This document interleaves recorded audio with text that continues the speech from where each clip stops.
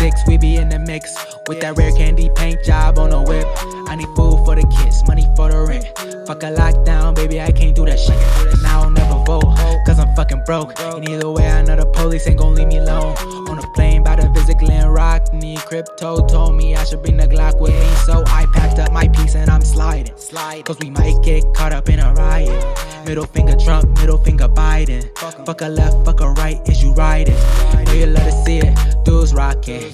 Ain't no politics, baby, we just talking. From the birds to the bricks, we be in the mix with that rare candy paint job on the whip. Who you with? All right, guys, welcome back to the Gain of Fiction Lab. It's not really a Gain of Fiction Lab because we're talking about a lot of movies and TV shows. It's Gain of Media, guys. We're running the gamut here. But of course, we are talking about Cape Fear, the IP Cape Fear. I think we can go as far as to say that right now.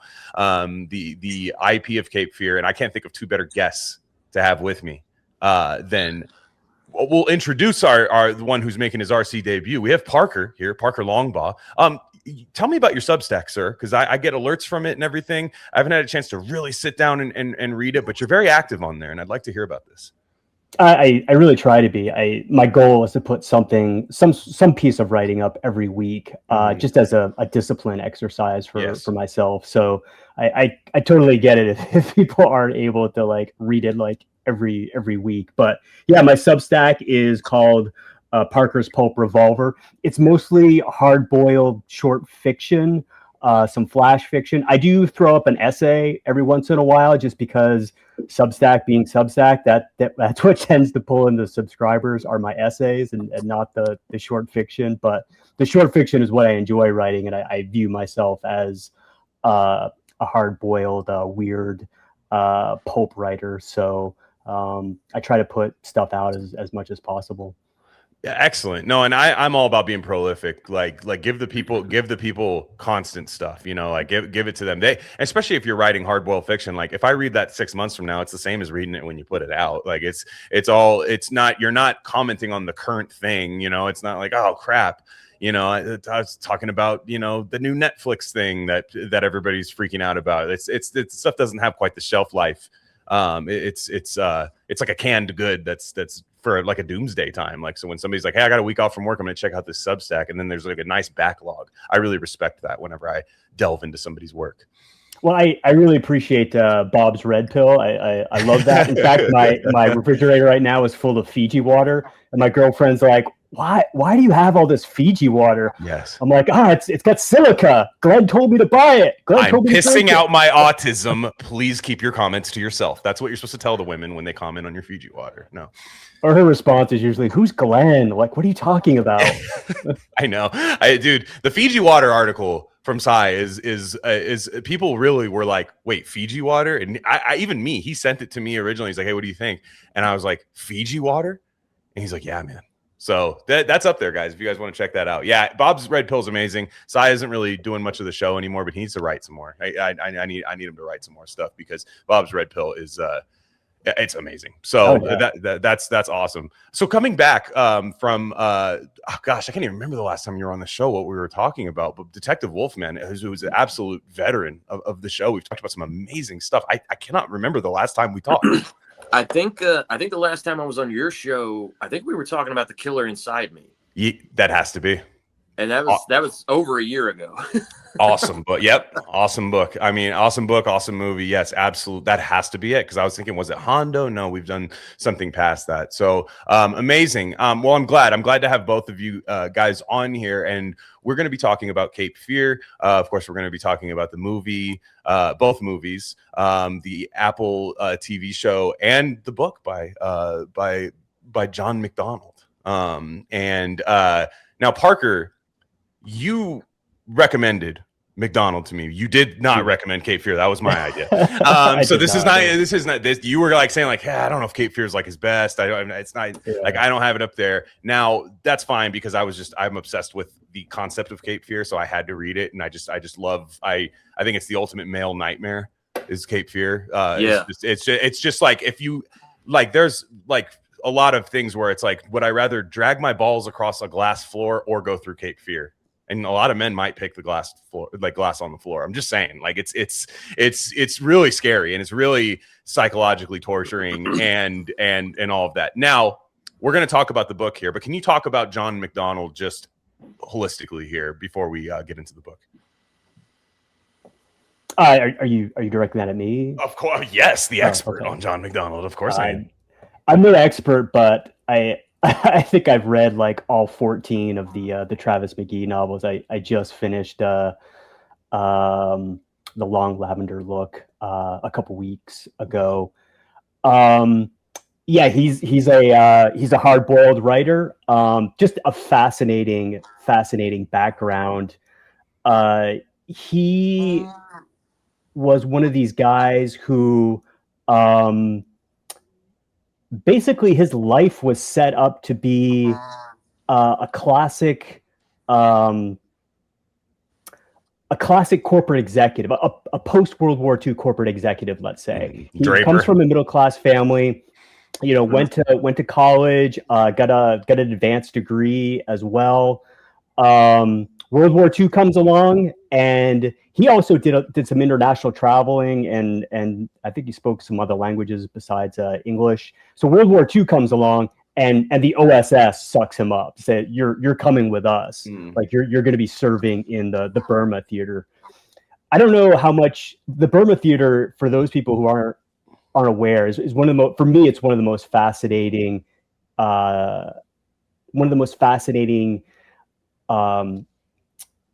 parts of World War II, partly because my grandfather served with Merrill's Marauders, so he was a jungle fighter with those guys during the Second World War. Didn't really talk much about it. Sometimes he could get very salty if you would ask him about it. I don't know if it was because there was like secret stuff going on, but there's not that much material about the Burma theater. But McDonald was working in the U.S. Army Air Corps, so he was working with the cargo planes that were supplying men and material to the war in China. Chiang Kai-shek's fighting Mao. He's also fighting the Japanese. So the U.S. government's trying to supply like him. They're trying to supply the Flying Tigers, which are these basically U.S. mercenary pilots that are fighting the Japanese over the skies of China. And there's not much with these cargo pilots. They're not dealing with that much. There's not that much of an air war that these guys have to deal with. But these guys were dying wholesale because guess what they're doing? They're flying like over these mountains. They're flying over the mountains of like Nepal. And according to my grandfather, this is just, family lore. Like these guys weren't given the best equipment or the best pilots, because the best equipment and the best pilots were in the Western theater. They have to fight the Luftwaffe. So according to my grandfather, these guys were just like, they're a lot of I remember as a kid one time, you ever watch Chuck Norris Missing in Action? Yes, I actually have. So I was watching that movie as a little kid, and there's a scene where Chuck Norris is like, "Oh, we got to go back for our people. They're still in Vietnam. We got to go back for them." And I just remember my grandfather saying, "Yeah, well, we left a whole lot of bodies in Nepal, and nobody gave a shit about that." I was like, "Oh." How old are you when he's saying that? I was like 9 or something. I had no idea what was going on. But yeah, if you went down in the mountains, there was nobody coming for you. You either walked out on your own 2 feet, or you never walked out, and nobody ever walked out. So, and the reason why I'm harping on this is because in the first Travis McGee novel, McDonald talks about this obliquely with a character in the Deep Blue Goodbye. Travis McGee is looking for this gold because these guys were also smuggling, because you could buy cheap gold in India, and then once you got back west, you could sell it and make a lot of money. So some of these guys were participating in this smuggling ring essentially. But he was talking about like how many of these cargo crews were just lost over Nepal and other mountains, and like nobody ever saw them again. But McDonald comes back from the war, comes back from serving with the Army and the OSS. And again, his trajectory should have been, he either should have gone into intelligence or he should have gone into the corporate field. Like, you know, he's got the perfect background for either one of those things.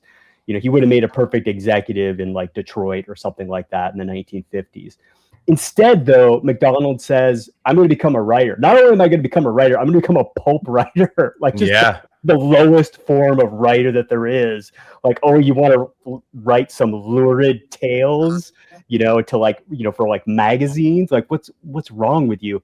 But he does it. He sits down, starts writing, gets a bunch of stories published in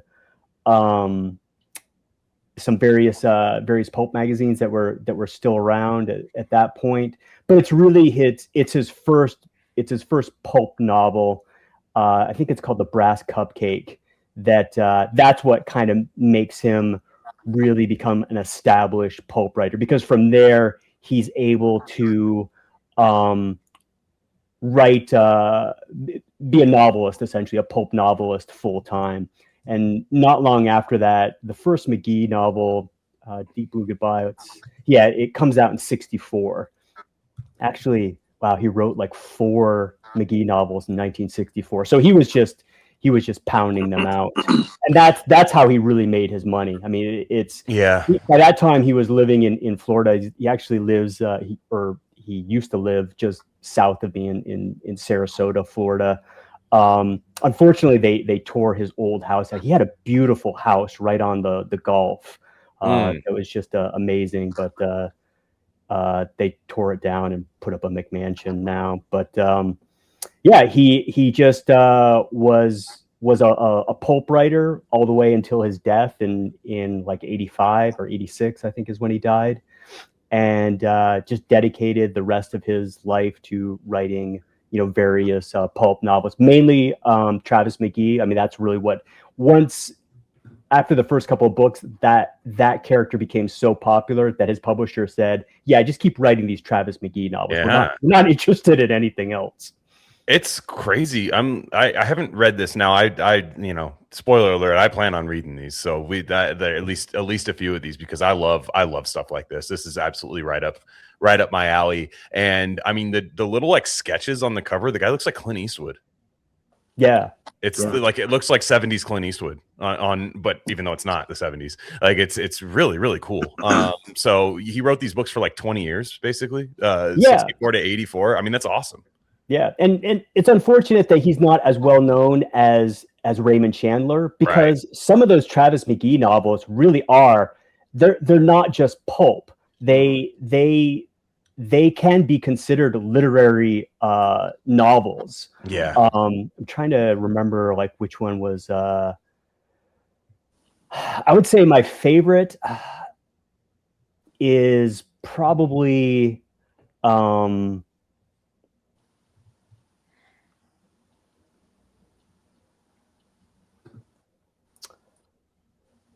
Is it the Darker Than Amber?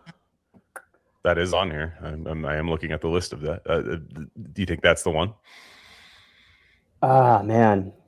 Unfortunately, I've read so many of them now that they're all like starting to bleed over into each other. Yeah, I could see that.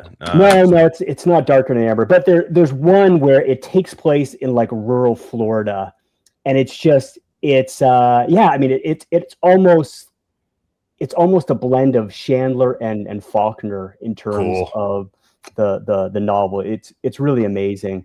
And then you have other novels, like I just finished The Long Lavender Look a couple weeks ago, and that's basically, it's essentially Travis McGee becomes the Punisher and tracked down this Marxist hippie cult and executes all all of them. Like, it's just sounds good.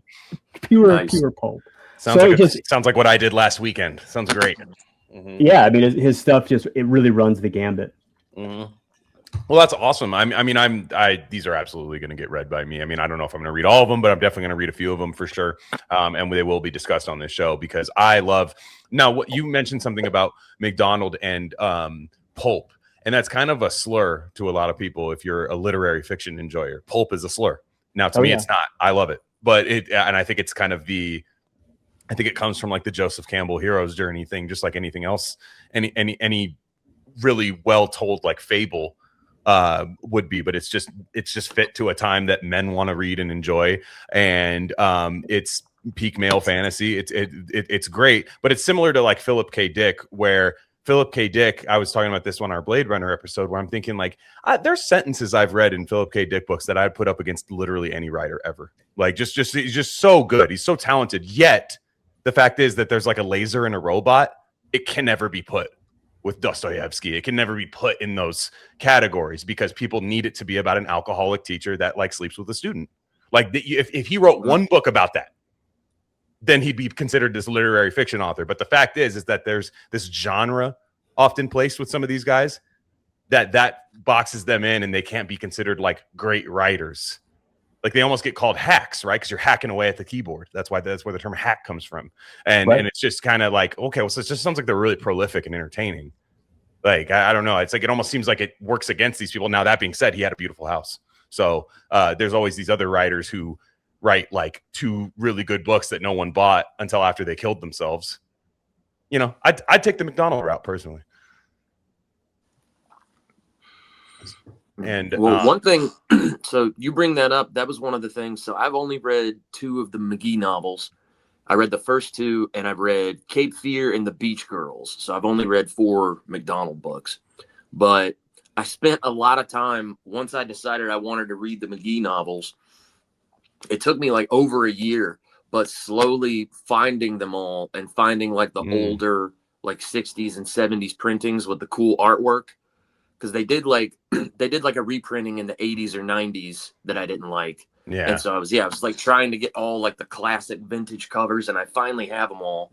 But so kind of like you were saying about Philip K. Dick, like McDonald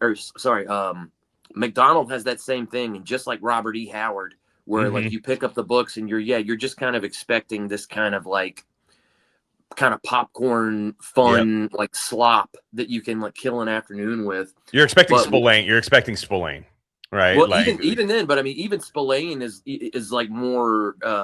There's a little bit more going on with Spillane too. But yeah, kind of like you're kind of expecting like a cheaper Spillane. But honestly, part of the reason why I didn't read more of the McGee novels when I started reading them is like they're fucking sad. Like, and they're heavy. Like, yeah, they're heavy. Like he's writing these plots and their characters and stuff, and he's focused on the story, but there will just be these little insights that Travis will have about himself or about the people that he's dealing with. And it's all kind of like touching on the fallout of the sexual revolution and kind of the destruction of like the common mores that had bound the fabric of America together. And like McGee, he'll be, having some kind of a tryst with some, young babe, which is like, ooh, fun. This is what I want to read about as a guy. But kind of within there'll just be kind of this thought in the back of his head where he's like, it's too bad that I'll never marry and be able to raise a family and that this is all that's available to me. Like that type shit. And I'm sitting there reading it, trying to have a good time. And I'm like, God damn, McDonald. Like, there's way more going on than the fun surface stuff. That's I am super interested in that, to be honest. I'm like, yeah, actually, that might have sold me a little bit more. I love a little sad piece of fiction. But I also feel like that's why McDonald is not kind of a bigger name in that circle, because his stuff it takes a little more effort from the reader to engage with. Yeah, I could see that. So what's interesting about Cape Fear is I don't find it to be pulpy in any way, shape, or form. There's no hero in Cape Fear. Sam Bowden's not a hero. No, he's not. He's not even close to it. So it's a kind of you can tell that a writer who's used to having this vehicle like a Travis McGee is writing this book, but that character is absent in there. And you could even say Katie's the character, right? A little bit more so. But the reason, and I'm going to go, I thought this book is technically called The Executioners, right? But people will just call it Cape Fear, the book. In fact, the Kindle copy, because I could not find a copy of this damn book that wasn't $100. I I bought a Kindle copy of it, and it basically just said Cape Fear, and then it said AKA the Executioners. Like that's just what it said on there, because obviously people are going to buy it coming from these famous films that were made from it. But I will just get kind of the bad parts that I don't think the book's bad at all. There's just a couple things where I think putting it on screen kind of got rid of some of the stuff that I didn't like in the book, because I think smart directors that made these films realized that Max Cady needs to be like ever present in this, and actually like he needs to be inching closer and closer, and you need to be seeing him, you need to be talking to him, you need that plausible deniability where he knows the legal system back and forth more than the actual lawyer himself. Like you need that. And in the book, I mean, how many interactions with Cady are there in the book? There's like 2. And I just, that part to me is like, oh no, I need way more showdowns with Max Cady. I need way more run-ins at the grocery store. I need all of this stuff. That part to me threw me off a little bit. And then also just the death of him is very anticlimactic, in my opinion. He just dies like a barn animal and just runs under like I'm like, no. Bleeds out in the woods. Yeah. I was like, okay. Like, but the problem is the whole time I'm reading this, I'm like, this is a very talented writer. Like I'm reading, I'm like, this is a good writer. So I'm like not soured on McDonald. And I enjoyed the book. It's short. I read it very fast. It's entertaining. There's a couple genuinely shocking moments in it that you're like, whoa. I mean, there's a kid gets shot. You're like, he shoots his son. He shoots the kid at summer camp. I was like, dude, that's crazy. Like, I was not expecting that. I was like, you kind of think it's going to have the Hitchcock thing that Tarantino talks about, which I don't even agree with, but there is some truth to it where it's like, yeah, you have to allude to certain things during these times that these books are written, sometimes like in the 50s and stuff, rather than showing it to them. And then by the time you get to the Elroy era, you're flat out just showing them to the reader. But they're like, no, he shot the kid. they're like, no, they shot him in the arm. And if it was 2 inches to the left or whatever, it would have killed him or something. It was just, that part was crazy. But also Sam Bowden, complete loser in the book, like complete spineless coward. He is in the movies to a degree, but there's a bit of a like, I guess cinematically it has to be this way, but there's a bit of a like, sadly you identify with him a little bit in certain parts of this, but in the book I didn't identify with him in the slightest. I was like, this guy's he's just like this legal principled bookworm guy in the book, and it bothers me. It's like it bothers me to the core where I'm just like, dude, I hope you die and your family lives. Like I'm just like sacrifice yourself at this point, like, because I couldn't stand him in the book. But I do still enjoy the book. And now Wolfman, you really like the book, right? Yeah, so I read it a little over a year ago, and I think it's funny you mentioned Hitchcock, because I think part of why I enjoyed the book as much as I did was I was watching a lot of Hitchcock movies at the time. Me too. A year ago, I went on a Hitchcock binge and just loved every second of it. Yeah. When I was reading it, and I'd seen both movies plenty of times before I finally read the book. But when I was reading it, like in my mind's eye, I was seeing it through a Hitchcock lens. And even maybe, maybe it colored my perception, but when I was reading the book, Sam Bowden, like the way that he spoke and like the way that he interacted with his wife and the way that they would kind of like flirt and break each other's balls, it felt like it felt very modeled off of a Jimmy Stewart character. Yes. And so that helped me, at least in my mind, like Sam Bowden in the book more, because I'm seeing Jimmy Stewart like in that role. But yeah, I mean, yeah. And, I agree with the ending being anticlimactic, but I also try to keep in mind that like this was the first iteration of this story. Sure. And so granted, over time, they're able to improve upon it. But yeah, it is kind of interesting when you kind of get used to a story or an idea of a character. And like you said, like in the films, the Max Cady character almost being like Michael Myers or something, of like right. his presence being a constant, and you're just living in a constant state of dread of when is he going to appear again. And yeah, that is missing from the novel. The terrifying part of Max Cady, which is missing from the book, is that he's cooler than Sam Bowden. Well, that's the problem. So like Robert De Niro, and when I mean it, and I mean cool in like a primal sense, like he's just jacked. He's I don't know if the, you know, maybe 1-to-1 in far as the looks department, who knows, but like he's jacked, he's kind of funny, even though he's a slippery little weasel and stuff. But there's like this sense that, you know, even though the women are fearing for their lives, they're there's this like almost Straw Dogs element to Cape Fear that I don't think's in the book. I think it's in every screen adaptation, which is where it needs to be, right? It's that and then I also like in another movie, which I think is basically a Cape Fear knockoff, a very good one, Unlawful Entry with Kurt Russell and Ray Liotta, which is a great movie. And but it's basically Cape Fear with a cop. And because Ray Liotta has a sick ass car. And Madeline Stowe is hot in the movie, and she just wants to fuck Ray Liotta the whole time. And it's and Kurt Russell's like a beta art guy, which is funny. It's like funny that Kurt Russell's that, but it's really, that's like, to me, I think everybody that adapted it has adapted Cape Fear, has just looked at that and going, no, we need to make Max Cady not a likable guy, but he's cooler than the like lawyer pencil pusher. Like he's cooler than that guy. Who the lawyer pencil pusher, Sam Bowden, is doing everything right, kind of. Like if you were to look at his life, like he is like Leave It to Beaver, picket fence, like waving at, you know, the neighbors in the street, you know, Little League on the weekends. We got our boat to teach my son how to tie a knot. He served in the military, not in combat, which I love in the book. I love that they point that out, that he was an officer in the military and Katie was boots on the ground killing people, which is like secretly what everybody was respecting. They were like, oh, he went out there and he killed, you know, people and stuff like that. Like, and they're like, oh, I was in the military. I'd be like, oh, were you in combat? I was like, no, I was, you know, an officer, which is, there's nothing to scoff at, but there is always that one person that's like, yeah, but that guy shot people. Like there's always that weird in male insecurity that like doesn't even make sense, you know, but it's there. Well, I've talked to guys I know who, you know, like GWAT vets. And I'm like, does it bother you when guys who were nowhere near combat refer to themselves as veterans?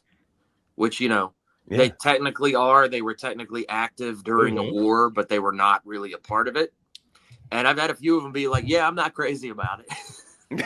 It's funny. Like it is this like, I think that was like really spot on. I think that these are the things I love about the book is really the relationship, the lore. I hate the term lore, but what else can we call it, right? The backstory of Katie and Bowden is awesome because it's just like it's first off, Sam and Bowden's also seeing his wife. Bowden's also seeing his wife age. She's never looked older. He always says that all the time, which is really funny in the book. And then his daughter is ripening up, of course, which is also a certain Max Cady's noticing that as well.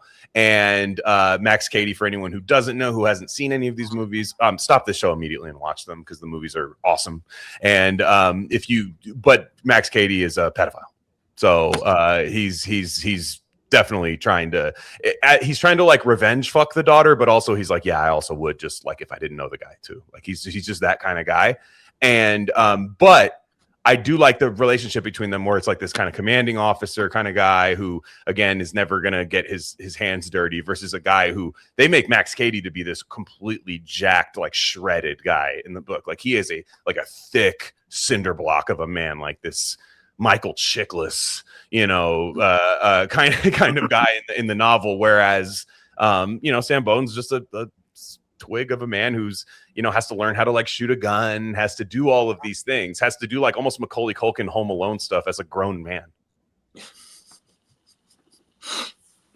Well, so not to jump around too much, sure, but I feel like this was one of the elements, and granted, you know, I still haven't finished it, but I've watched most of it. This is an element that I felt like was missing from the TV series. Sure. The new one with Javier Bardem is that unlike in the two movies, Bardem's Katie, and this has more to do with the writing than Bardem's performance. Bardem's Katie doesn't really feel like a sexual threat. They couldn't do that, unfortunately. It's 2026. I was hoping so. Well, so I was hoping it was. Well, so I feel like Cape Fear up to this point, so the book and the two films, it's like you said, it is a man's worst nightmare. Yeah. It is the idea that something from your past is going to resurface in your present. It's not only going to destroy your life and everything that you've worked so hard to build, but it's going to put your wife and daughter not only in mortal danger, but in the very imminent danger of being sexually violated, which is, and you are powerless to stop it. Right. That is every man's worst nightmare, where I feel like, at least what I have seen of Cape Fear, the series, because they kind of tune it a little more to be from Mrs. Bowden's perspective. I forget her first name. I know, me too. I always forget. But it is, but also across the book and the films and the show, a lot of the characters, they've changed their first names. So it's hard to keep track of them. Mr. and Mrs. Bowden. Yeah. Yeah. So Mrs. Bowden, but the show, I feel like, is very much a woman's worst nightmare, which is that a man from my past is going to resurface. He's going to destroy my public reputation. He's going to prove that he's far more capable and masculine than the man that I have hitched my wagon to. And he's not even interested in sexually violating me, which that is a woman's worst nightmare. Yeah, because he already had it. I mean, yeah. Because that is a reveal towards the end, is that he fucked her in the past, and they're not sure who's the daughter, who her dad actually is, because she was a raging alcoholic at the time, when she was the show is framed, which I rather enjoyed. It's not as good as either movie, but I was like, this is a fun thing to watch. It is still trashy.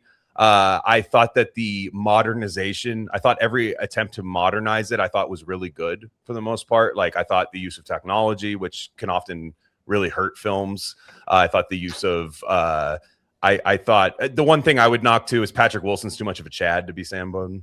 I was like, Patrick Wilson's like a jacked, like fucking Tom Brady of a man. Like just, he's kind of this, like, okay, I do think he could like kick Javier Bardem's ass. Like, I actually do think he could, you know. Well, they have scenes of him in the show, like he beats the shit out of two dudes in a bar by himself. Right. So even though I think he's a great actor, I think his performance is very good. I'm kind of like, he needs to be a little bit more of like a wormy guy, you know, like just slightly a bit more, but it's fine. I think Amy Adams is fantastic as Mrs. Bowden. But also what I liked about the show was there were a little bit of like dog whistles to the criminal justice reform that I really liked, where Javier Bardem's Max Cady finds his way in through libtard social justice, criminal reform people. This is one of the things I was pleasantly surprised about in what I've seen of the series, and it might be part of why so many people seem to not like it. Nobody's talking about it. It's crazy. I thought that was very surprising how that's pretty on the nose, and at least, you know, maybe this is just me. I thought the show was pretty nakedly misogynist. Big time. Yeah. Big time. Every woman in the show is like so like ham-fistedly opportunistic, self-serving, duplicitous, completely at the mercy of Max Cady's charms or allure or whatever you want to call it. They're just throwing themselves like fucking animals, like pigs at him. No, it is. I was kind of blown away. Yeah, and I like the black and white, like Better Call Saul flashback jail scenes. I thought those were fun. I thought there's just a lot of what I realized when that show happened is that this is just the perfect template for dramatic trashy media. Like, it's there's just nothing better than that. Like, you can do whatever you want with it, as long, and like you said, there needed to be a little bit more of that sexual, and that's just missing from media in general. Just that sexual like thing. Like, it has to get to the point where you have to make like Euphoria if you want to do anything sexual. Like, it can't just be this kind of like guy kind of like preying on a woman, you know, like it just can't be that anymore. Like, people won't make that. And this has Steven Spielberg and Scorsese's name on it. In what facet were they involved? I have no idea, because each episode has writers like Brian Evanson, who's a very famous writer, wrote some episodes of this, if I'm not mistaken. I forget who directed the first episode. It was somebody who was kind of famous. One thing that is really nice to see is they never get rid of the Bernard Herrmann score. I love that. That's ever present and everything, because why would you? It's so sick. I mean, that's the Hitchcockian element of it all. Yeah, Bernard Herrmann. Well, and that's like Bernard Herrmann is like probably in my top 3 favorite film composers of all time. Come on, I will just listen to Bernard Herrmann scores and suites when I'm like writing or thinking or doing whatever. Like he sets such a tone. It's pretty remarkable. I'm so happy to hear big orchestras again, because, I love Trent Reznor, but my goodness, Trent Reznor's impact on scores now, where everybody else just does one note, like that's just really bothering me now. And I loved, one thing I really liked was Luc Besson's Dracula that came out earlier this year with the big Danny Elfman, just like, because the whole time, I loved it personally, but it was just, I don't know. I didn't see a lot of people talking about it, but I loved it. But Danny Elfman was doing the music on it. And the whole time I was dreading hearing like typo negative or something in the movie. I'm like, don't do this. Don't just play don't play fucking Christian Woman. Like, I know you want to, that's the tone of this, but you don't have to play it. Stop doing this. This is like, I thought there was going to be some weird millennialization of it, Chungus millennial thing that was going to happen, but it was just big orchestral, like just awesome music that was playing. Caleb Landry Jones is awesome as Dracula. And Luc Besson and Max Cady both love fucking 14-year-old girls. They do. So yeah, that's the missing piece, Wolfman. Okay, gotcha. Yeah. We need I bet if we got Luc Besson's Cape Fear, I bet that would be like banned in multiple countries. That would be the gnarliest Cape Fear yet. I have a feeling that would have a downloadable link on the internet instead. But also, hey, I mean, I will say, not something I'm supportive of. However, it does not mean you're going to make bad movies. That's all I'm going to say. No, time has shown that those guys know how to make movies sometimes. It's very strange. That's all I'm gonna say. But yeah. Anyway, so like I love the thing that I like about it is with McDonald's book, like setting up the relationship between these characters. This can be made 100 years from now. It can be made. You can just keep making Cape Fear. I mean, I'm fine if they stop now, because unfortunately with the show, they're gonna make a second season. I'm pretty sure. The way the show ended was really stupid. Just retarded.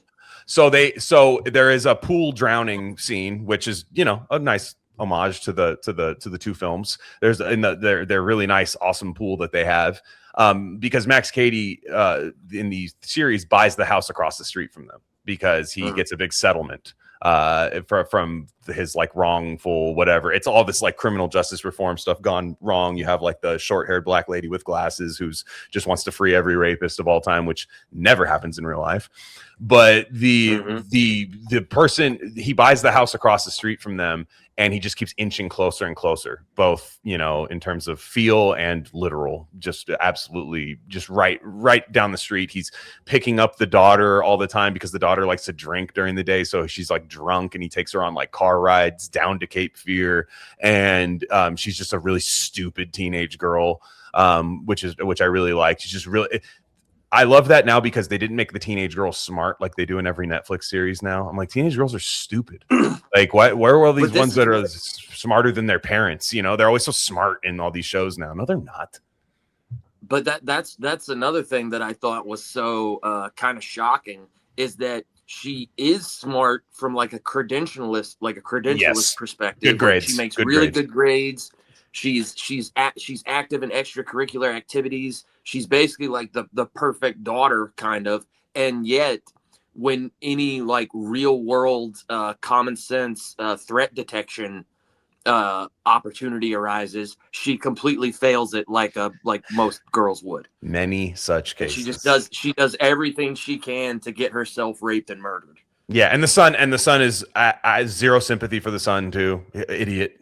Just retard. Like he's definitely one of those, like, I have a fake anime girl on the, not to offend half of our audience, but they'll be like, he's like fake anime girl on the internet. Yeah, I like that he's being catfished by Max Cady and his daughter. I think that's a really nice like modernization of the Cape Fear model that really fits with what happens, the kind of like praying and all of that. But I mean, that's enough on the TV series here. Parker, the book, you don't like it that much. I don't know. Why? Is it kind of what I said, or is there something else? Well, this is my my opinion, obviously, I don't think it's really a pulp book. I really think this is McDonald's meditation on classic liberal values. Bowden represents the typical post-war educated classic liberal. We are a nation of laws. We have a system in place. We don't violate the system. That would just make us animals. We're not animals. And Max Cady is literally a hillbilly from West Virginia who's from a family of basically criminals. And he's just like, I don't care. I'm going to do what I want. I want that girl. I'm going to take her. I want your wife. I'm going to take her. You step in my way, I'm going to kill you. He's just a total animal. And my favorite character in the book is, I don't know if you remember him, the PI, Severs. Love him. Yeah. He's great. Mm-hmm. And he's, personality wise, he's kind of a proto Sam McGee, because he understands that, look, this guy, he's a throwback. He doesn't care about your laws. He doesn't care about bureaucracy. He's just going to keep coming until you take him out. And, Severs is kind of throwing these hints at Bowden, like, yeah, you're going to have to do something a little more, outside the law in order to take care of this guy. And Severs tries to help him. But, finally, I think Severs just understands, like, this guy is he's stuck in that classic liberal mindset that there's not much he can really do for him.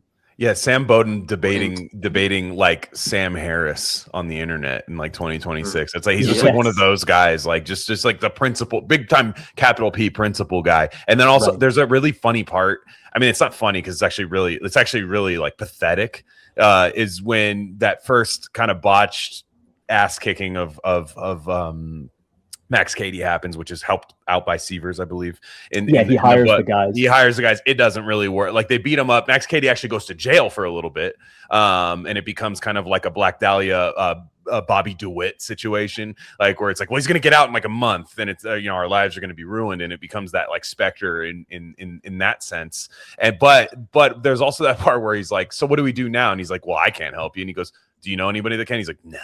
And he goes to that bar. He goes to that bar in the town where everybody's just like, dude, we just like bet on horses every once in a while. Like, we don't have anyone that's gonna kill anybody. And he's like, you don't? And it's so sad. You guys look rough. Yeah, and that's where the Jimmy Stewartification of like his character comes in. Oh, well, I thought you had some fellas who could rough him up. Like, you think it was, you just think you feel bad for him, but also not really. And then the whole time you're thinking like, you have to get a gun and kill him.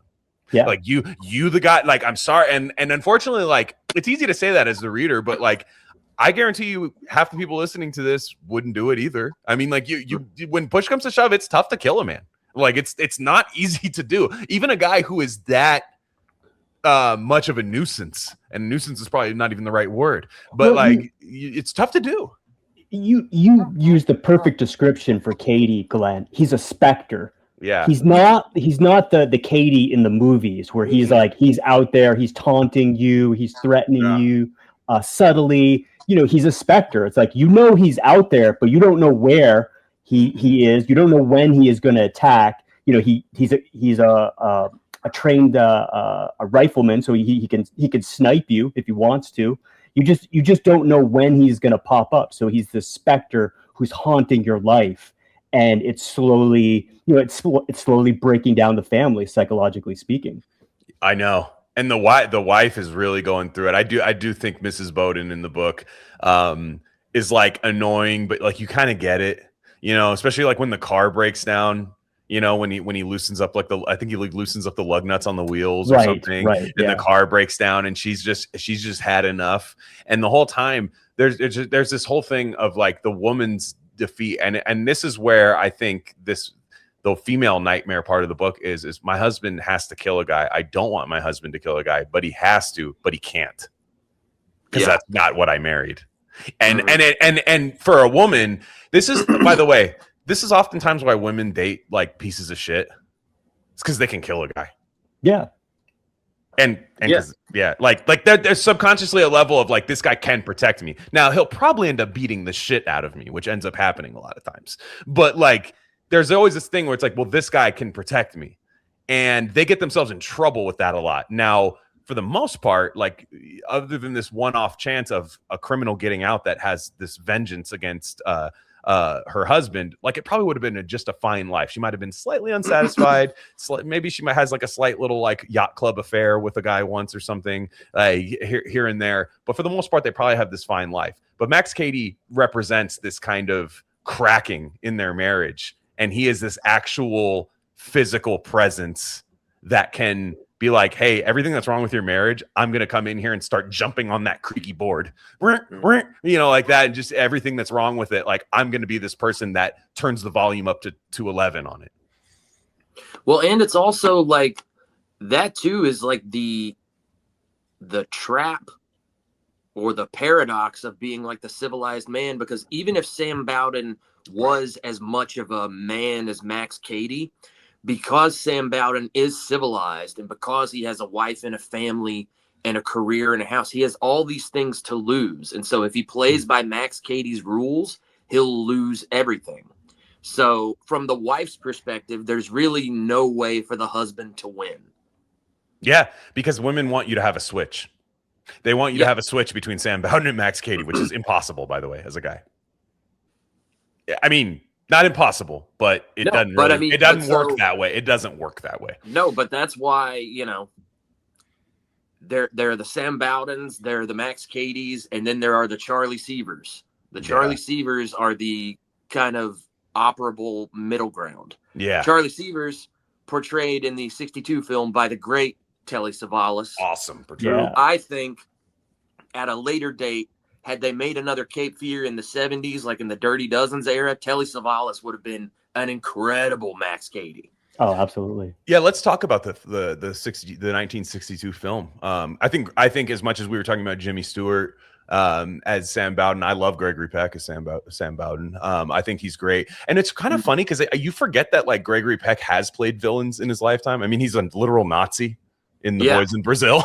And like you kind of forget about that. Like you're like, because he's always such he's just this like Atticus Finch of a man, like just kind of this like, you know, suit and tie, big tall guy, but he's very measured. The punches he throws in Cape Fear are really funny. Like you're just like, oh, that's a terrible punch. But like, and it's not even because they didn't know how to do that. And you're like, that makes sense. He throws he does not look like his heart is in any punch he throws until the end, when he is pushed to the absolute limit. And I love it. I love Bob Mitchum because Bob Mitchum has been coming up a lot lately on here. I did a Howard Hughes episode. Howard Hughes and Robert Mitchum have a lot of history together. Howard Hughes was the one who rehabilitated Robert Mitchum's career after his reefer bust.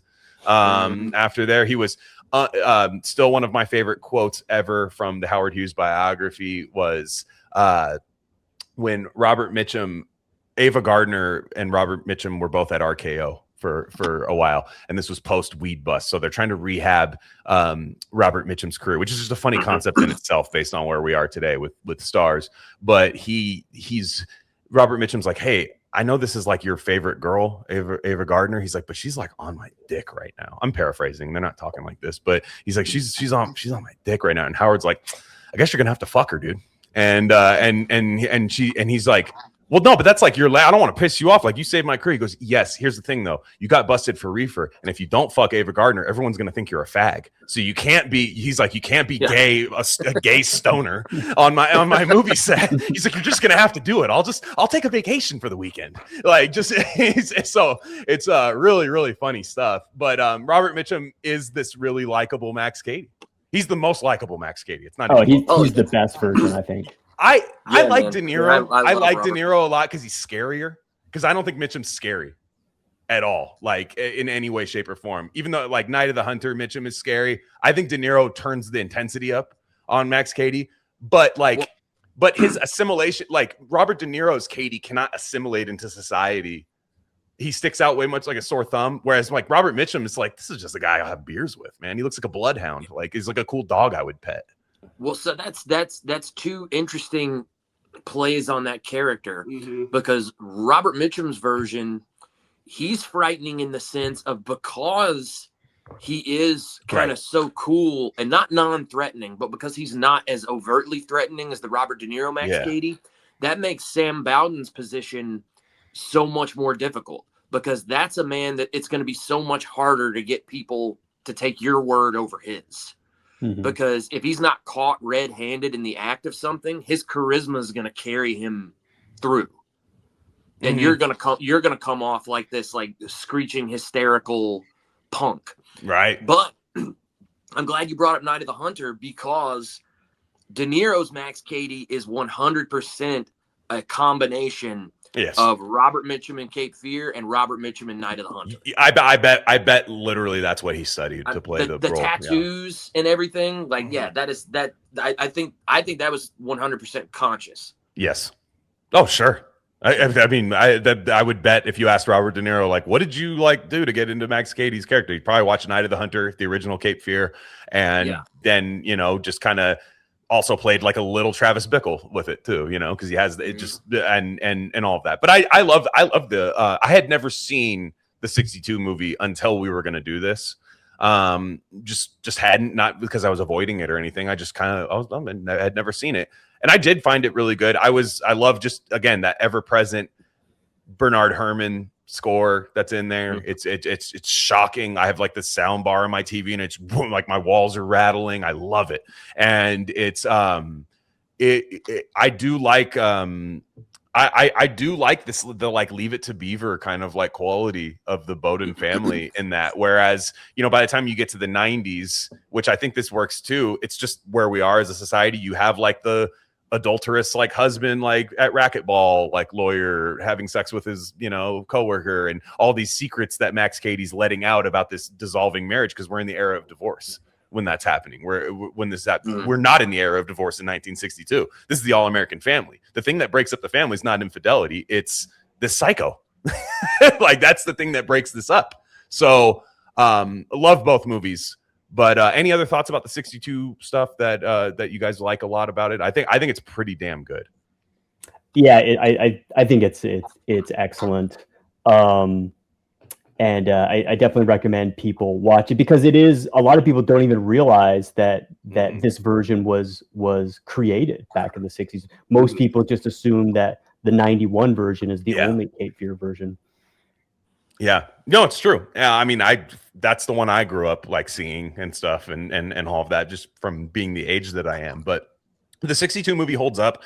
I really like the boat scenes in the 62 movie, which it's like a little tougher to do back then. I think, like, it was just it could look really hokey and stuff, but I think it looks really good. I think the drowning scene is great.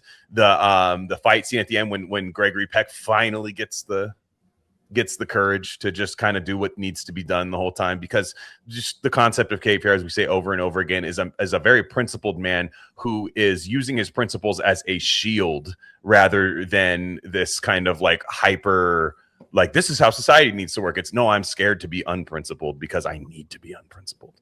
I need to be primal.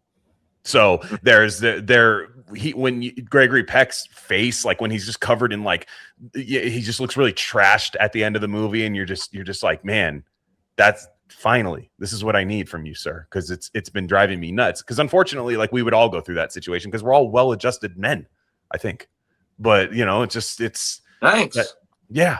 Hey. I'm just assuming things, but Wolfman's outside my house with a comb in a car, and he's just, how's it going, Mr. Rockney? Long time no see, sir. But that's I got on my striped boating shirt. Dude, with the gear, the like Captain and Tennille gear of Max Cady is very scary. that is like, that guy, that because there's a lot of people that would look at the Mitchum character and go, this is the guy you're worried about, and like you'd be going like, this guy, like, this the guy who gets drunk on a boat, a man who's gonna dress like that and carry it off, like, that's a dangerous man. That's a man who is not concerned with your opinions. Yes, and the calculated move in the 1962 film of when they are first out on the water, and Gregory Peck throws a bad punch, but still a punch at Max Cady for something that every man should be punched for doing, making comments about his daughter going through puberty, basically, and really, really bad stuff. But nobody hears those comments, and they just see they're like, Sam Bowden punched a guy. Like, what's wrong with Sam? You know, and it's Sam's unraveling, and just this idea of this kind of like I don't know if it's like I'm trying to think of the term, but just this like bait and switch of just like, I'm just this guy, man. Like I did my time and I'm out now. So why is everyone so mad at me? You know, and that's the way Max Cady positions himself. And everybody else has to go like, yeah, I wouldn't hang out with that guy, but why is Sam punching that guy? And so, yeah, I think it's I think the 1962 movie, if you have not seen it, it holds up really, really well. And I was surprised that it was 1962. I thought it would have happened like when the book came out in 57. So it is like we're talking Herman had just made the score for Psycho at that point. And then we're in Cape Fear. What a run as far as music goes. But yeah. I think Scorsese does a pretty damn good job with the 1991 one. It holds up really well. I think he's really good at paying homage, but still doing his own thing. He's always been really good at that to me. I love Scorsese. I think there's like these kind of big brain idea that he's like not good. I love Martin Scorsese. Well, I don't know. It's just that he's been. It's just everyone has accepted how good he is for so long that now everybody has to find a reason to be contrarian and be like, actually, he's not really that great. Also, he should have retired. He should have retired a long time ago. That's kind of the problem. But he's making Indian Osage County movies. Like, it's kind of like, all right, man, we're done. We're done. Yeah. Mm-hmm. I love Cape Fear because I love like Scorsese's more like second string, like offbeat movies. Yeah. Like Cape Fear, like fucking Shutter Island, which I know a lot of people don't like. I hate Shutter Island, but yeah. I love Shutter Island. Oh, man. Really? I completely understand why people hate it. Okay. But I love it. Or like Bringing Out the Dead. That's a great movie. Like that. Yeah. Mm-hmm. Like, I always like the ones that people don't think about immediately. Yeah, because everybody goes to, Goodfellas, Casino, The Departed, all that shit. Mm-hmm. Right. No, yeah, I mean, the guy's a legend. I mean, yeah, you're talking about a guy who makes mean Streets, and then even 20 years later still making great films, and even 30 years, King of Comedy. I mean, I love pretty much his Color of Money is great. I mean, I love all of this stuff. I mean, the guy made The Last Waltz. I mean, that's one of the best music documentaries ever in the history of music. Like, I think his music work is some of the best music stuff ever made. His George Harrison documentary is really great. It's just, I love him. I think Gangs of New York is a big pile of shit, but other than that, like, I think otherwise he's really good. But he started making movies like The Irishman, which I didn't love. And I think, honestly, if he had died in like 2009, I think we're talking about him in a different way. I think he's living a nice long, seriously. Like, I think if he dies in 2009 after The Departed, everyone's just like, this guy's the GOAT. Like, or like up there with the GOAT, as like a popcorn. You could sit down and have your popcorn, but also he has rewatchability. Because Cape Fear it's a horror movie. Like, he makes it into an actual horror film, I think. Like, where it's Max Cady, you get that first scene of him just like hitting tricep dips and De Niro looks incredible. Like, he is jacked. He's like soccer player jacked as Travis Bickle in the 70s, but he's like football player jacked in Cape Fear. And you kind of forget that he had that Raging Bull kind of like physique that he can put on from time to time, because we only know him as this like kind of he's another guy who's just so old now you forget what he used to be. And De Niro's Southern accent can be off-putting at times, I will say. That's what really bothers me. There's times where you're like, dude, why does it have to be that crazy? Like it's like somebody playing. You my lawyer. It's like when the people used to do Colonel Sanders commercials, and they go, I do declare this is the best chicken I've ever had. Like, and it's really like, is that a real person? So there at times it bothers you, but man, the end when he's screaming in the water is really off-putting. Yeah, and scary. Speaking in tongues, I know. Yeah, that ending is amazing. It's so good. So the De Niro's bad accent, I think is a benefit in the film, because it adds to him being so like otherworldly and so kind of so unbelievable. Mm-hmm. Whereas in the show, Amy Adams' accent annoyed the shit out of me because everyone, anytime they have to be Southern in a film, they always go to like fucking Foghorn Leghorn, Scarlett O'Hara. Scarlett O'Hara is what I was accent. thinking. Which that was annoying, and like pretty much no one else in the show has an accent, and then hers is so pronounced. Right. But like I feel like it just makes Max Cady, it makes De Niro's Cady just more off-putting. Yeah, no, it like again, it doesn't wreck anything, but there are times like it works really well during the dramatic moments, but there's times when they're just talking and I'm like, man, like did whose idea was it to go that hard with the Southern accent? Like I just wonder, it's fine. Ultimately it doesn't wreck anything, but I love Nick Nolte as Sam Bowden. I absolutely love it. I love that Nick Nolte. See, I'm the opposite. Oh, I love him. I love that Nick Nolte has this ability to play a total Chad or a nerd. All you have to do is add glasses to him, and it changes the entire Nick Nolte. And I love him as that, and I love the idea of what a Sam Bowden is in the 90s, which is a lawyer who's like having sex with people and stuff, and has this deep dark secret where he's having sex with that weird kind of quirky girl that's in all the Scorsese movies. The Alana Douglas, I think is her name. Where he's like.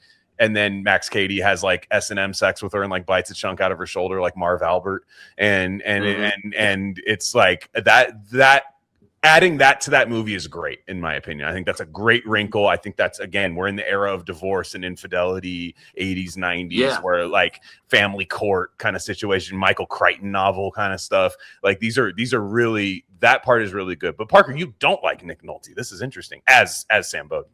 Well, this is just a generational thing because I grew up watching movies where Nick Nolte plays the alcoholic, unhinged cop, and so now I'm. But he doesn't have glasses. He doesn't have glasses in those movies. No, he doesn't have glasses. That's all you have to do is put glasses on him, and he's a nerd.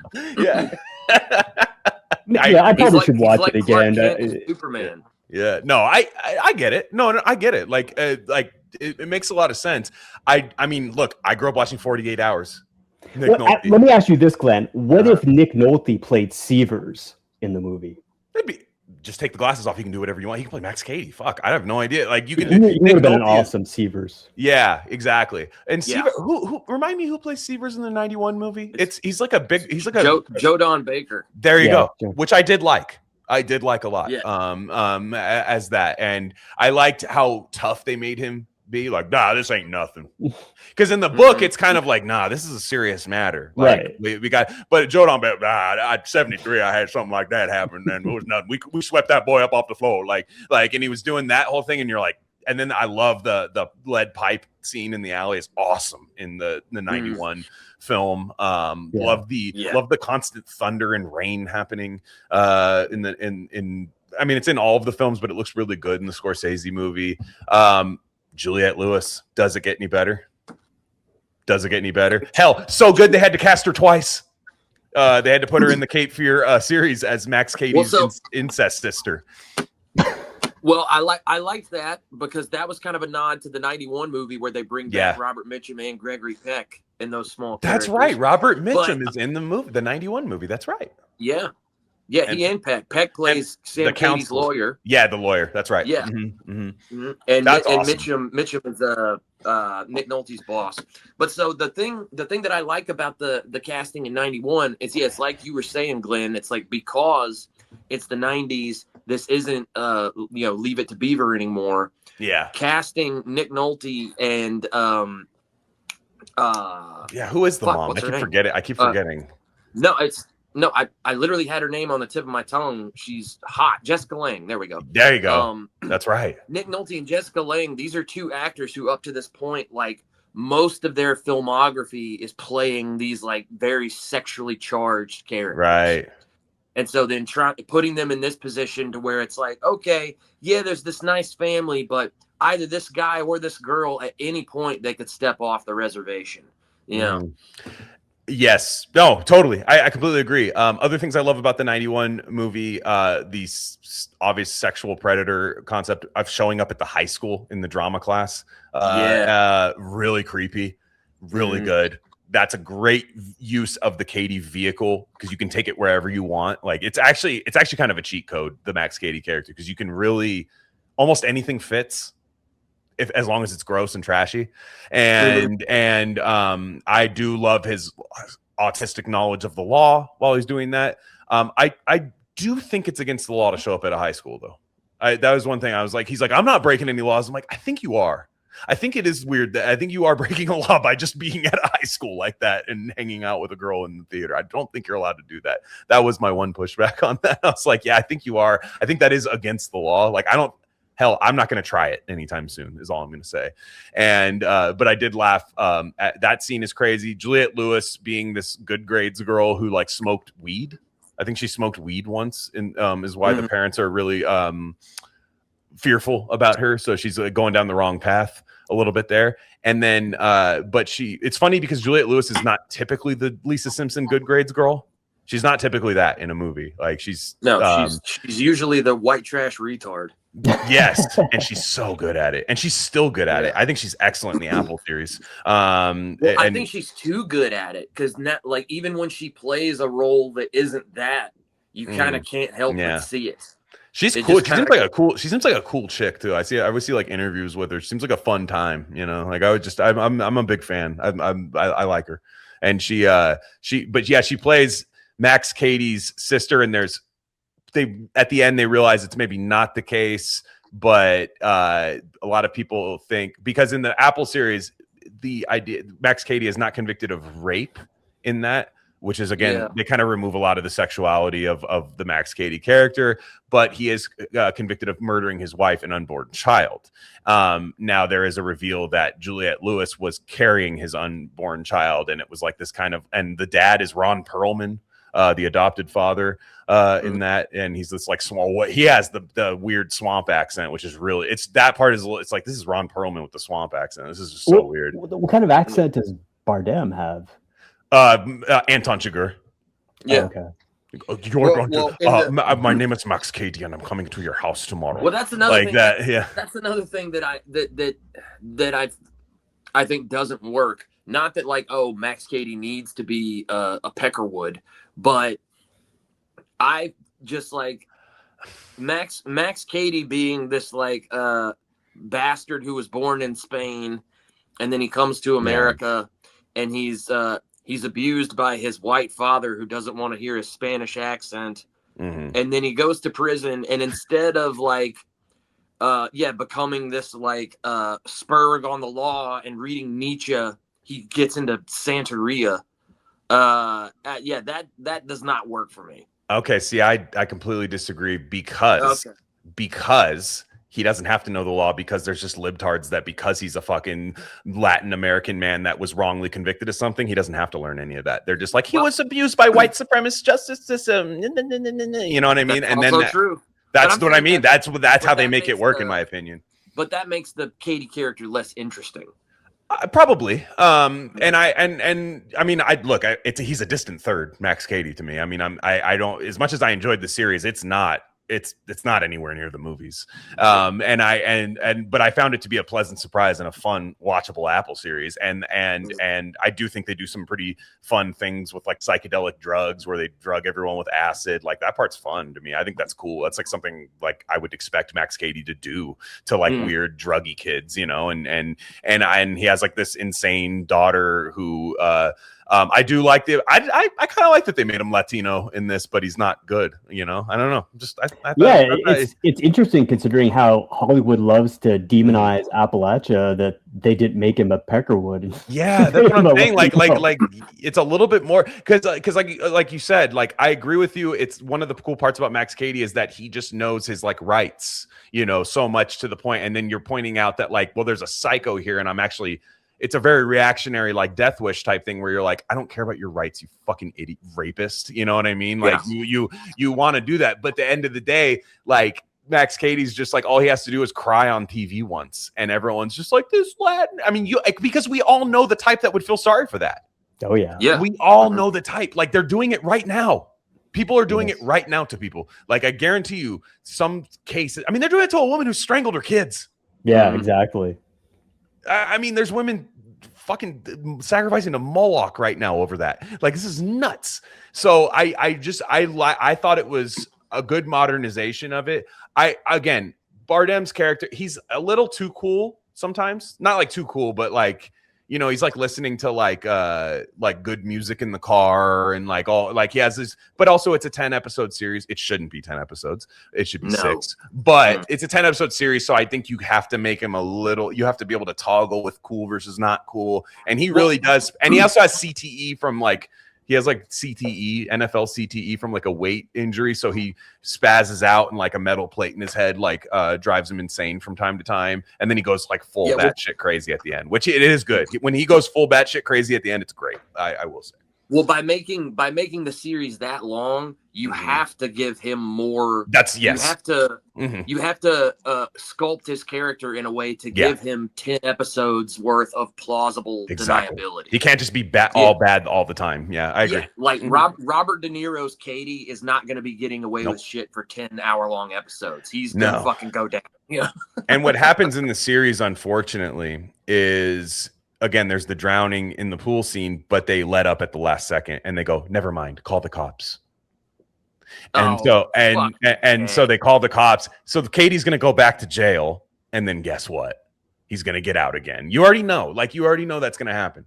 So it's annoying. I have no interest. I will watch it just because I'm interested in what happens. I will watch it, but I have no, at this point, like, just everything got deflated, because I thought if you made that a 6-episode just ripper of a show and then we're done, and then you give the brains behind that another series or something that goes another 6 episodes or something, I think we'd be in a good spot there. But it was interesting. But I do love that Juliette Lewis bled into that next one, because that's who you bring back from that. Like, you can't bring back De Niro. I mean, I guess you could, but that would be weird if that happened. De Niro is a kiss of death for any property right now, especially. My goodness. Like he as an old guy, I've like, man, he just, him and like Dustin Hoffman have the same career, where like Dustin Hoffman goes on this run, De Niro goes on this run, and then as old guys, you're just like, man, they're just caricatures of themselves, and then it's like, man, that's too bad. You know, like it's too bad. And when you're like, man, you guys just need to like retire and not do this anymore. And I think Hoffman has, but I remember like by the time you get to like Meet the Fockers with Hoffman, you're just like, what is this? And all of that. So, and then at that point, they're making movies for their grandkids. I get it, but it's just kind of, De Niro wouldn't work in there. Juliette Lewis is perfect because she is crazy swamp girl. She can totally be crazy swamp girl. Yeah, you know, with that voice, it works really well. Just bar slag girl with really bad dyed hair. She's always had an odd look about her, where every guy would, but also right after would say why. Mm-hmm. That's kind of like, why, but why did I do that? Alcohol. That's the reason. I don't know. I'm going in sober. I'm going in sober and then saying why after. Like, I would say, why wasn't I drunk? Is what I'd be saying after that. Because no, like, she's hot. I mean, it's just like, but she has that like, the women might look at her and go like, what do guys see in her? And it's like, it's the total Joker gif. You wouldn't get it. They don't get it. She's not hot to them, I don't think, unless you're like a weird coyote ugly lesbian kind of girl or something. Like you have to be into that.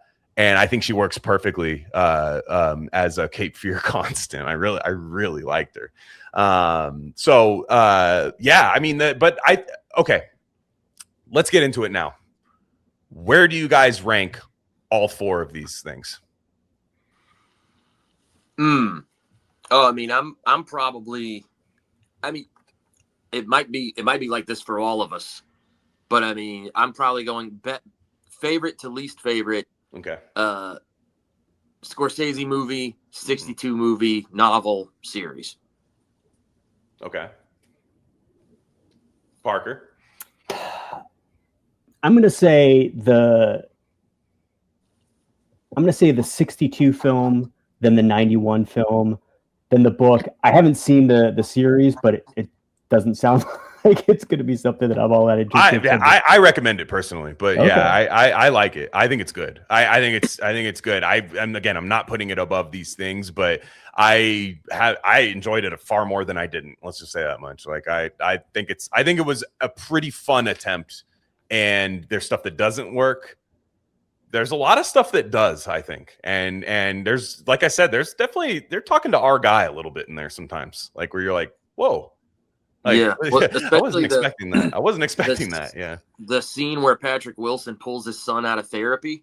Yes. I was like, with the weird fucking Mulholland Drive guy. Yeah. But he talks that, you know, he's talking to the therapist and he's like,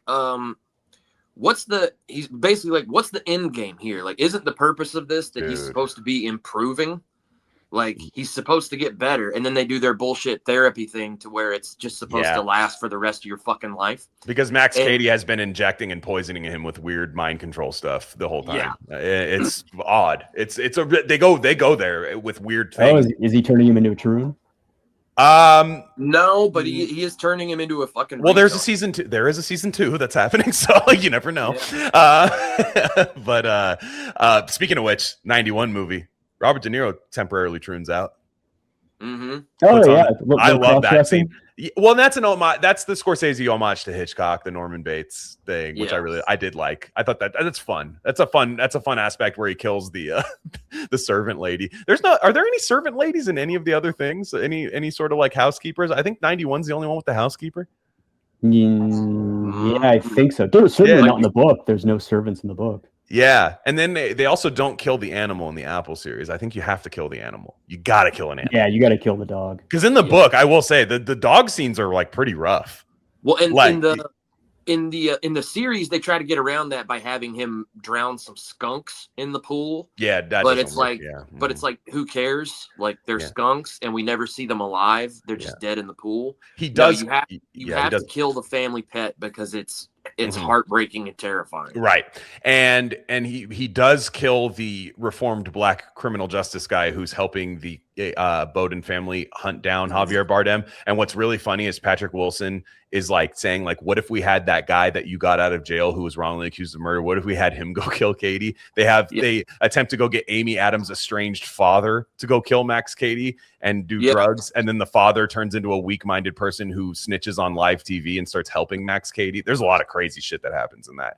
And but then the black guy who was the reformed criminal is left at the bottom of the pool in a fucking igloo ice chest, chopped into pieces. It's pretty crazy. And he's just randomly in the pool. You know, who knows how he got there? Couldn't have been our poor, sweet, reformed, wrongly accused Max Cady. Couldn't have been him. Yeah. But my ranking, I will say I go 91 movie, 62 movie, Apple TV series, then the book. Okay. I do not have Apple TV series at the bottom. I think the book's fine. I think all these things are good. So that's why this is on a curve. Like the being in last place gets you a B- in my opinion. You know, like I feel like it's just I had fun ingesting all of these things. I love seeing, like, I'm fine if they want to touch, like, this is probably one of the only IPs where I think it's totally fine to touch it every 20 years. Or 30 years. Like, I think it's totally fine if you want to, just because the right hands need to touch it. And so far, I feel like that's happened. I feel like that's happened. But also, I mean, I don't even know if you necessarily need to keep remaking it or keep revisiting it, because several people involved in the series, they've been in properties that tap into the same thing that Cape Fear taps into. So Juliette Lewis played a kind of a retard swamp girl in California with Brad Pitt and David Duchovny. Mm-hmm. And Brad Pitt plays a less intelligent, but certainly cunning and terrifying Max Cady type character.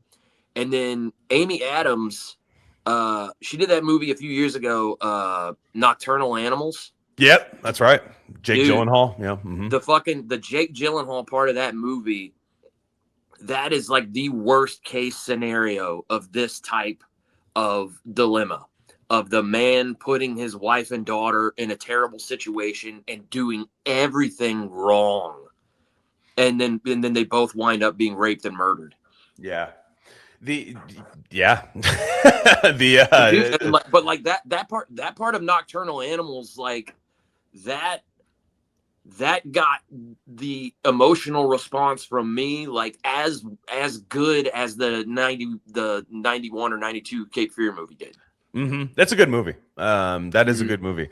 I do like in the book, the Executioners / Cape Fear. I do like in the book where there's that part where, because he really does. I know this happens in almost all of the film iterations and TV iterations of it, but the kind of sacrificing or baiting of everybody, like he really puts his wife out there as bait, like in a different, like I think more so than anything, any of the other ones, where there's that part where he's walking through the house and he sees his wife and he's just like, he has to think in his mind, he's like, did he rape her? Like, yeah. He asks himself, he's like, is that all that happened? Like, did he? And we don't really get the answer, I don't think. But I mean, I tend to think no, but you never know. And I thought that's such a male thing where it's just like, yeah, but you know, did I laid out a mouse trap, but how far did the mouse get into the trap? Yeah. How much of the cheese got? Yeah, the cheese. That's a better way. Yeah. How much cheese did the mouse eat? Yeah. How much of that cheese is still mine? Yeah, man. Because that's it. This is, like I said, this is the scariest thing. This is the scariest thing in that doesn't involve supernatural things, right? Like, yeah, you could talk about like Whitley Strieber's Communion. That's pretty scary. But when you're talking about like in terms of what can happen with mortal humans, it's pretty damn scary. Real world fear. And like that's honestly I feel like that's harder to tap into from a creative standpoint. Yes. Than getting into supernatural territory, because the thing that so many filmmakers and writers fuck up is when they're trying to tap into that like real world situation, how would you handle it? They have the characters handle it in just the most absurd way. Yes. But like that's why like I feel like that's why Cape Fear is so effective. Another kind of real world horror movie, The Strangers, the first one, where it's just those three assholes trying to break into the house. It's got like Liv Tyler, the guy from the Underworld movies. It's sort of like a slasher, but it's very believable. It's just this couple, they're in this kind of not a lake house, but this kind of like summer house in the middle of the woods. And then these three people just start fucking with them. And they're in the middle of the woods. They can't get anyone on the phone. They can't leave. And they're just trapped out there with these three psychos. And it's very believable. You should check it out. Okay. I have not seen it. I think the best, I guess you could say, like ripoff of Cape Fear is Straw Dogs. I don't know if you guys ever saw. Of course, the Hoffman movie. Yeah, it's the Sam Peckinpah, right? Right, and he's great. I mean, he's I can't remember the name of the character that Hoffman plays, but he's very much a nebbish character. He's like a mathematician. Yeah. He's like, I'm not a physical guy, and it's this, but it's the same thing in terms of. It's the same idea in terms of Cape Fear that it's a contest of wills between two men. And so who is going to win this contest of wills? It's the guys building the house too, which is always like, you know, like there's always this woman, you can always tell when you're a woman where it's like, should we call somebody to come out? And like, she's just like, you can't fix it, you know? And like, there's just that element of it. And then it's like, yeah, she's raped in the movie and it definitely goes there. But also it's like her reaction to it's not exactly what you'd want as a husband. I think, where you're like, oh, this sucks. So yeah, that definitely goes there. I still recommend Unlawful Entry, the Ray Liotta movie. It's just a really, really fun 90-minute just thriller. And yeah. I think it's just of the template of in there. I think it's great. I like when you make the guy a cop. I think that's also a really good, like Max Cady as a cop is just a really good idea. and then he kind of, there's like a training day element of it where he has Kurt Russell like beat the shit out of the guy who, you know, wronged his family and stuff like that, and kind of tries to like break him in a little bit, but Kurt Russell just doesn't like it. His credit card stopped working and all. It's really, really good. So I highly recommend that. Well, this has been a pleasure, guys. I've really enjoyed talking about this with you guys. I couldn't think of two better guests to have on here. Parker, I do want to read some of the Travis McGee novels because I really enjoyed McDonald's style. However, I think I need a pulp hero in there. I do. So this is kind of that's kind of going to be one of the next steps, and I will hunt down some copies of it of it. Would you recommend starting from the beginning on McGee, or is there something you'd go? Would you hop around? How does that work? I would. So the first book introduces the main like side characters. So definitely read that first book. Gotcha. But then after you read the first book, yeah, you can hop around and jump in anywhere, and you'll feel. You feel like you haven't like lost anything. That's what I did. I didn't do it chronologically, other than the first book. I jumped around quite a bit, and I didn't feel lost whatsoever. But they're excellent novels. I can tell the guy can write. Now, however, Reddit is telling me that it's dated and has outdated views on gender, though. It does tell me that, so I am a little concerned. I will have to read with my Snuggie on and in front of the fire, I guess. And I'll have to watch some slop afterwards to let me know. Yeah, when he introduces the Alabama Tiger, you'll have to say like, this is, you know, this Epstein-like character, you know, should not be here. This is wrong. Yeah, it's wrong. Yeah, it's wrong and should never exist in any book, even though we just decided it was wrong to ever write it, even mention stuff like that in like 2012. But book that's written 60 years prior, absolutely not. So yeah, I'm excited. So guys, if you like this, come check out Gain of Fiction, Rare Candy Pod, and Rare Candy at Substack, or that's not an email address. rarecandy.substack.com. Excuse me. Jeez. Check that out there. Gonna be doing an Elroy back-to-back there. Black Dahlia, The Big Nowhere. The Black Dahlia episode is out right now. If you got, I mean, this is a little trick we know in the biz. It's not out right now, but by the time this is out, that's out. And manipulating time, if you will. Yeah. That's a book I read before I had a book podcast, and it was one of the books that got me back into reading. I mean, Bucky Bliker. Lee Blanchard. Black Dahlia is incredible. It rips, man. And I remember the first time I read it, I thought, oh, he kind of rushed the ending a little bit. And then on second read, I was like, no, he didn't. He didn't actually. Yeah, I was like, wow, it's so good. He planted all the seed. When you know what happens, you kind of can see you're like, oh no, he's been alluding to that the entire time. Yeah, that's the book I tell everyone. Like, if you're going to get into Elroy, start there. Because if you don't like the Black Dahlia, you're not going to like it. It's true. And that's his most straightforward in terms of prose, like where it's before he gets to the over here, turn the place up, get out of here, fuck that, N-word town, time to go fucking kill some rapos. And you're like, okay, what? Like, I love that, white but jazz style, yeah. Oh yeah, and White Jazz, I'll have to reread it because that was one that fell very flat to me, but a lot of people really like it. That was the one that fell flat to me. But we are going to be covering the Black Dahlia and the Big Nowhere in kind of a somewhat back-to-back fashion. I'm rereading the Big Nowhere right now. I love Danny Upshaw so much. I hope nothing happens to him. I hope not. Yeah, me too. Me too. Yeah, I hope he's a new pulp hero where there's 14 books about him, and I hope nothing. Bad happens to him. But yeah, we're gonna be covering that there, and then gonna be hopping around into The Man Who Laughs by Victor Hugo. So that's coming up there, and then there's also 87 other books. Wolfman's been on at least 3 or 4 of them on there. You were on the American Tabloid episode. You were on episode 3 of Gain of Fiction. Yeah. So you did cover an Elroy with me. I kind of forgot about that, but that was also like 3 years ago. That was crazy. That was a completely different life. Yeah. So yeah, Parker, nice to meet you, dude. Plug the Substack one more time. Yeah, it's Parker's Pulp Revolver. Come check out some hardcore stories, short stories, and I think you'll like them. Absolutely. And Wolfman, have you been writing? No, not at all. So unlike Parker, I'm probably the least prolific probably the least prolific writer, and unlike you, the least prolific podcaster. I love Bloody Pulp, dude. I do love Bloody Pulp. Yes, Bloody bring Pulp, back Bloody Pulp now. Yeah, I love Bloody Pulp. Look, it's not over. I literally have no time. Yeah, no, I had to move mountains. The only reason this happened is because we set the date 4 weeks ago. Oh yeah.